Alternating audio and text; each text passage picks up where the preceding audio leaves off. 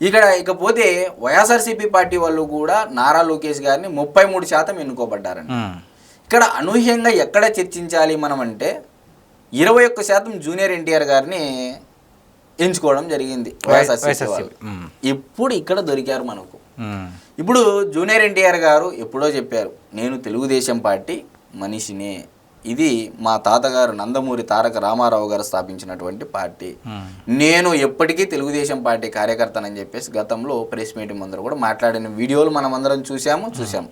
కానీ ఈ మధ్యకాలంలో జూనియర్ ఎన్టీఆర్ గారిని పక్కన పెడుతున్నారని, జూనియర్ ఎన్టీఆర్ గారిని దూరం పెడుతున్నారని చెప్పేసి ఇప్పుడు మామూలుగా కోవట్టులు అంటూ ఉంటాం కదండి. ఇప్పుడు వైఎస్ఆర్సీపీలో ఎవరైతే జూనియర్ ఎన్టీఆర్ గారిని ఎన్నుకోవాలి అని చెప్పేసి అనుకుంటా ఉన్నారో, అంటే 21% ఉండారు కదా, ఇక్కడ జూనియర్ ఎన్టీఆర్ గారు కావాలా లేదనేది ఇది సెకండరీ అంశం అండి. అది పార్టీ యొక్క నిర్ణయం, వారి కుటుంబంలో జరిగేటువంటి తంతది, మనం చెప్పే అంత అంశము కాదు. కానీ 21% మంది వైఎస్ఆర్సీపీ వాళ్ళు జూనియర్ ఎన్టీఆర్ గారిని కోరుకుంటున్నారు అంటే ఇక్కడ ఈ 21% మందే నందమూరి నారా ఫ్యామిలీ కుటుంబాల మధ్య వైరం పెంచే విధంగా చేస్తున్నారు కోబట్టులు అనేది మనం ప్రధానంగా చెప్పుకోదగ్గ అంశం.